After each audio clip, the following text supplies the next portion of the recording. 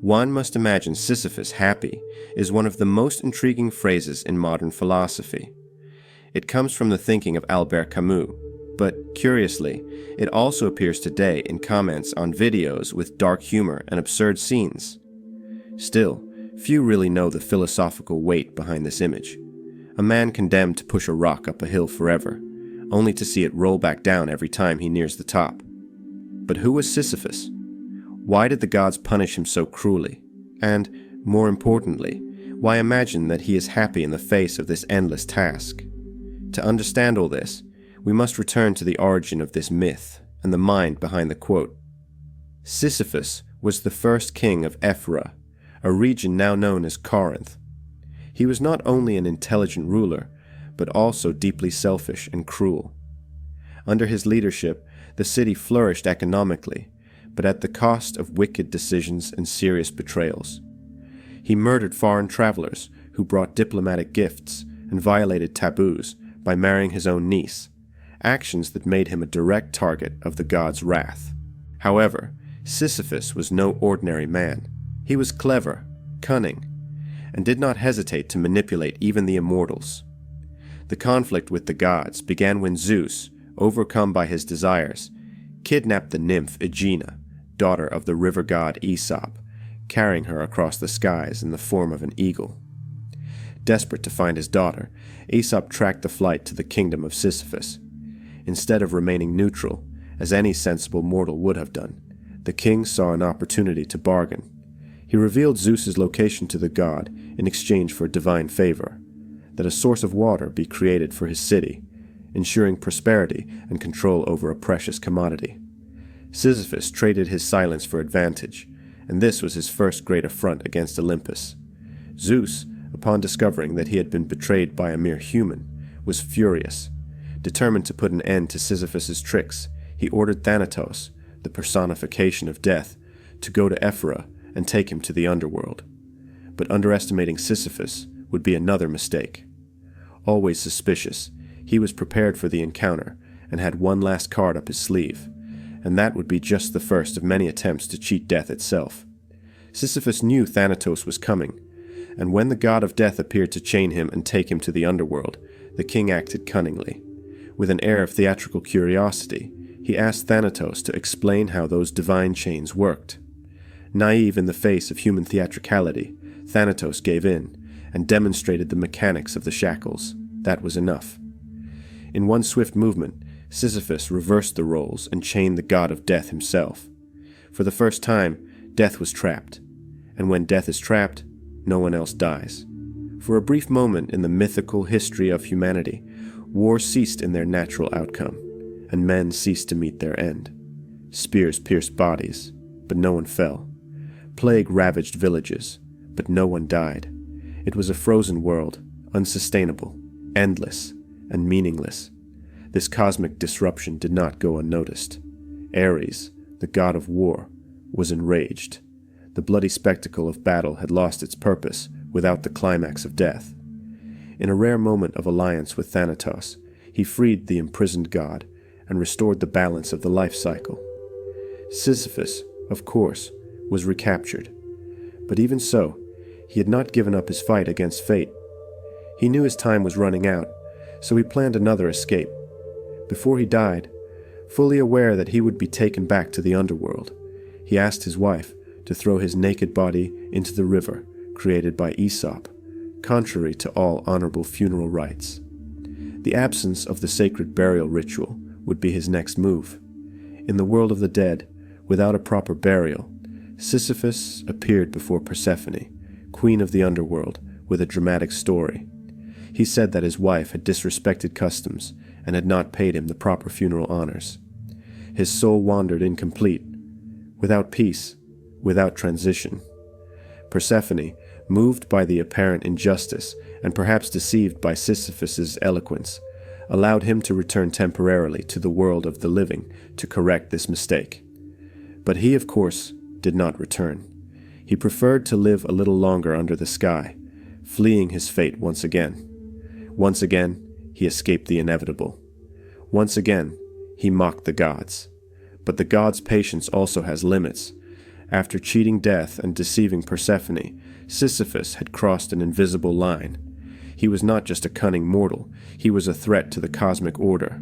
Zeus, now impatient and ridiculed, ordered Hermes, the swift messenger of the gods, to drag Sisyphus back to the underworld, this time without mercy, without negotiation, without the possibility of tricks. The final crossing was definitive. He would have no more chance to escape.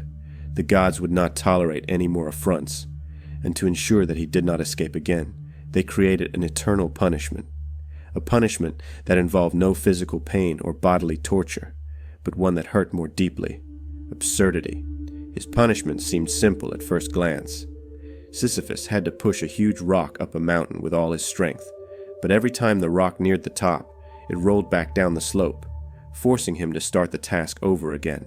Once, twice, 1,000 times, forever. An endless cycle. There was no learning, no progress, no salvation. It was an effort doomed to failure. And that was exactly the point. Because Sisyphus's punishment was not only physical, it was existential. It was the embodiment of absurdity. That is why the myth of Sisyphus survives. Among so many Greek legends, with monstrous creatures, cruel punishments, and heroic tragedies, why does this story, with no monsters, no big twists, remain so powerful? Because it disturbs us. Because it resonates. Because, on some deep level, we feel that we push our own boulders every day. We get up, we fight, we strive, only to start all over again the next day. Work, bills, social expectations, repeated failures. There is something about Sisyphus that doesn't seem so distant, doesn't seem so mythological. It seems familiar, and it is this familiarity that Camus explores when he asks us to imagine Sisyphus happy. Because, faced with a reality in which repetition and effort seem to lead nowhere, there is still a choice, perhaps the only truly free one, about how we relate to what we cannot change. The punishment of the gods becomes a dark mirror of the human condition. But is there really no other way of looking at it? To answer this question, we need to understand who Albert Camus was and why he chose Sisyphus as the symbol of his philosophy. Born in 1913 in Algeria, Camus grew up in poverty and without a father, who died during World War I. The harsh reality of his early life, compounded by tuberculosis contracted in his youth, forced him to face the fragility of existence from an early age. This acute awareness of mortality would accompany him forever. During World War II, living in Nazi-occupied France, Camus witnessed the collapse of the rational and humanistic certainties that had sustained the modern world until then. The brutality of war revealed an uncomfortable truth. The universe offers no explanations, no justice, no redemption. It was from this experience that Camus developed the concept of absurdity. For him, absurdity arises from the clash between our deep desire for meaning, order, and clarity, and the indifferent silence of the world. We want life to have a purpose. We want our actions to lead us somewhere. We want suffering to be justified. But the universe, as Sisyphus had already discovered, does not respond to this appeal. Life happens, full of repetitions, failures, losses, and efforts that do not always bring rewards. And even when everything seems to make sense, death comes, inevitable, ending any symbolic construction we have tried to create. It is this collision between human desire and mute reality that Camus calls absurd. But the most interesting thing is that, for Camus, recognizing the absurd is not an invitation to despair. On the contrary, he writes his essay, The Myth of Sisyphus, precisely to explore what happens after this realization. What do we do when we realize that there are no definitive answers, that the universe offers us no guarantees? Many turn to religion, seeking comfort in the idea of an afterlife. Others take refuge in ideologies, trying to impose an artificial meaning on the world. But Camus rejects these escapes. For him, facing the absurd head-on is the most courageous act we can perform. And this is where Sisyphus returns to the scene, no longer as a mere character from mythology, but as a symbol of a human spirit that refuses to give up, even though it knows it will never win. Sisyphus thus becomes the symbol of silent revolt against the absurd. His task has no purpose, no end, leads nowhere, and that is precisely why it mirrors the human condition. But instead of succumbing to nihilism, Camus proposes something radical, accepting the absurd without resorting to illusions. Sisyphus knows that the rock will roll back down. He knows that his efforts will be in vain, but he pushes anyway. He does not expect salvation. He does not dream of paradise after pain. He lives each moment as if it were his last, and that is where, according to Camus, he finds his freedom. By refusing to be destroyed by his task, Sisyphus takes ownership of it. He transforms punishment into choice. By embracing the absurd with full awareness, he becomes the master of his condition. Not because it has changed, but because he has changed his relationship with it. And this gesture of lucid rebellion is what transforms punishment into freedom, suffering into resistance, repetition into power. For Camus, true freedom does not lie in escaping the rock, but in pushing it with open eyes, fully aware of its futility, and yet continuing nonetheless. This rebellion, this affirmation of life without illusions, is what makes him truly human. And in this gesture, Sisyphus is happy. Camus offers us here a vision without consolation, but also without lies. Sisyphus's happiness does not come from a happy ending, but from the intensity with which he lives each moment of his task. He does not expect a better tomorrow, does not count on divine promises, does not project his hope onto unattainable horizons.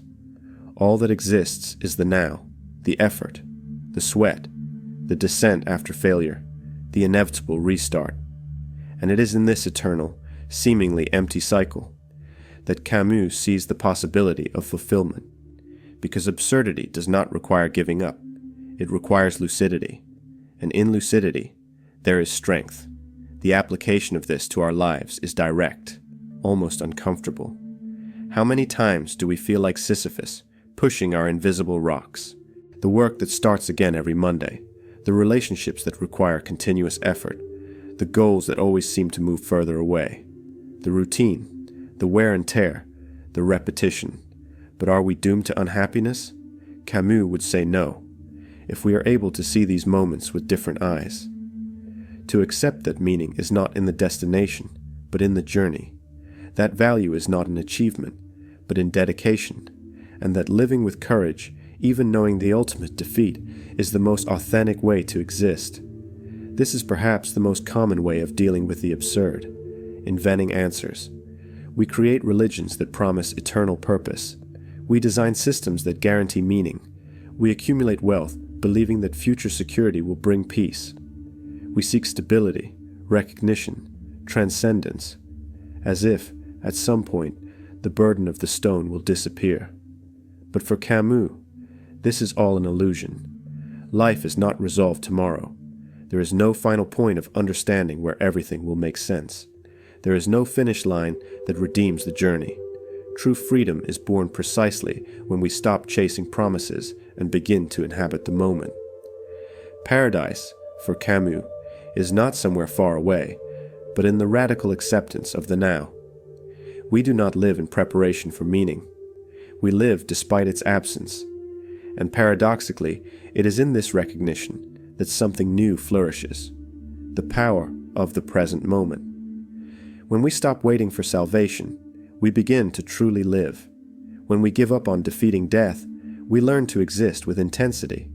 When we abandon the idea of getting there, we realize that we are already here. Like Sisyphus, we may all be rock pushers. But that does not mean we are victims. Every conscious gesture we make, every choice we make, even though we know the world won't applaud us for it, is a small victory against absurdity. And that is precisely why imagining Sisyphus happy is not naive. It is resistance, not because the rock is no longer heavy, but because he has learned to dance with it. It is a tragic kind of joy, yes, but joy nonetheless. The joy of those who no longer run away, of those who no longer deceive themselves, of those who found freedom where everyone else saw condemnation.